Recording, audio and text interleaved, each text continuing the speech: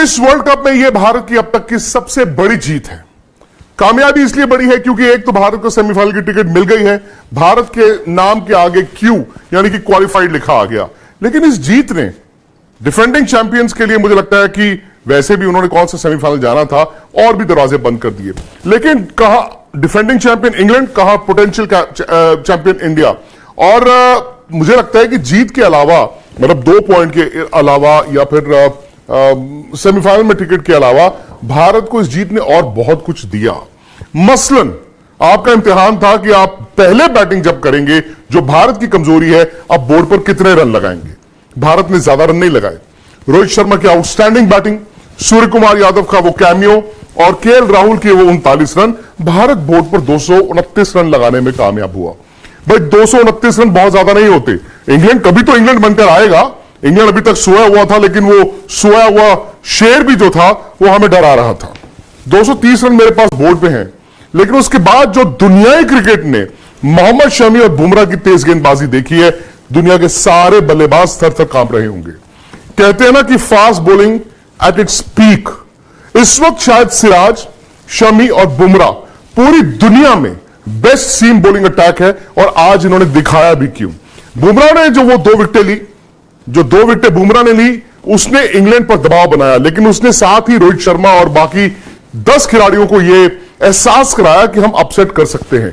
Upset इसलिए क्योंकि board पर रन बहुत ज्यादा नहीं थे। उसके बाद आते हैं जी मोहम्मद शमी। मोहम्मद शमी के हाथ में तो अलग ही जादू है। वो जो 2 उन्होंने शुरू में विकेटें ली और जैसे ही इंग्लैंड के ये 4 विकेटें शुरू में गिर गई थी, मैच वहीं खत्म। लेकिन तेज गेंदबाजी एक आर्ट है, एक कला है। तेज गेंदबाजी सिर्फ भाग के आके गेंद करना नहीं है। अगर आप बुमराह और शमी के उस स्पेल को उठाएं, आपको एक गेंद ऐसा नहीं दिखेगा जो टप्पे पे ना हो, जो छोटा बॉल हो गया या आगे बॉल गिर गया, अरे यार चलो रन आ गए। एक एक गेंद ऐसा लग रहा था कि कंप्यूटर से निकल रहा है। और एक एक गेंद ने इतना दबाव बनाया हुआ था इंग्लैंड के इन दिग्गज बल्लेबाजों पर कि एक एक कर हर कोई विकेट छोड़कर भागा है। बल्कि भारत ने इंग्लैंड के बल्लेबाजों को डरा डरा कर आउट किया। और मुझे लगता है कि जैसे कुलदीप ने वो गेंद फेंका, उसके बाद बटलर की विकेट के बाद मैच खत्म हो चुका था। लेकिन जबरदस्त जीत। इस जीत ने यह तो साफ कर दिया है कि अब बाकी टीमें शायद कैचअप नहीं कर पाएंगी, क्योंकि श्रीलंका और नेदरलैंड्स भारत जीतेगा ही जीतेगा। साउथ अफ्रीका का मैच अगले संडे थोड़ा इसलिए इंपॉर्टेंट होगा कि भारत नंबर 1 फिनिश करता है कि नहीं करता। बट भारत नंबर 1 है, बल्कि भारत अगर वर्ल्ड कप नहीं जीता तो वो ज्यादा अपसेट होगा।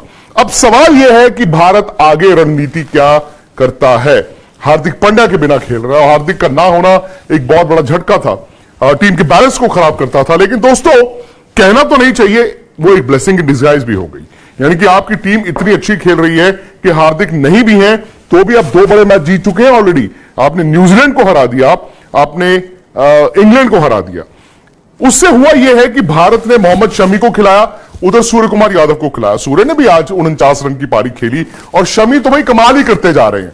पहले मैच में 5 विकेटें, फिर आज की ये परफॉर्मेंस। तो अगर हार्दिक को चोट ना लगती तो भारत कभी भी शायद सिराज, शमी और बुमराह को एक साथ नहीं खिलाता, वो शार्दुल के साथ खेलते। लेकिन अब यह है कि अगर हार्दिक पांड्या वापस भी आ जाएंगे तो शायद भारत के लिए वो कॉम्बिनेशन थोड़ा सा मुश्किल हो जाएगा। क्यों? क्योंकि आप शमी, सिराज और बुमराह को बाहर नहीं बिठा सकते। इन तीनों को खिलाएंगे और वहां पर सूर्य कुमार यादव जो हैं वो रन बना चुके हैं। अब सवाल यह है कि शुभमन गिल, श्रेयस अय्यर, ये 2 थोड़ी सी कमजोर कड़ियां दिख रहे हैं। शुभमन गिल स्पेशली, क्योंकि उन्होंने रन बहुत बनाए हैं, तजुर्बा भी उनका बनता जा रहा था, एक लूज शॉट पर आउट हुए। श्रेयस अय्यर का छोटा गेंद जो है वो दिक्कत बनती जा रही है। लेकिन भारत को अब यह एहसास हो चुका होगा कि भाई कॉम्बिनेशन हमारा बहुत अच्छा है। शायद मैंने जैसे कहा, दुनिया में इस तरह का सीम अटैक नहीं है किसी के पास जो सिराज, शमी और बुमराह है। भारत के पास 2 ऐसे स्पिनर्स हैं जो विकेट भी ले रहे हैं, यानी कि कंप्लीट बॉलिंग लाइनअप भारत के पास है। विकेट टेकिंग बॉलर्स है भारत के पास। तो ये एक रोहित शर्मा के पास बड़ा हथियार है। रिमेंबर, इस टूर्नामेंट में किसी ने भारत के खिलाफ 300 रन नहीं बनाए हैं। बात आ जाती है बैटिंग पे। रोहित ने ऐसी आउटस्टैंडिंग आज पारी खेली है जो कई 100 से भी बड़ी पारी थी। लेकिन अब भारत को बल्लेबाजी पर थोड़ा और ध्यान देना होगा, क्योंकि रोहित, विराट और केएल राहुल ये 3 चल रहे हैं। गिल नहीं चल रहे। श्रेयस अय्यर एक बहुत कमजोर कड़ी है।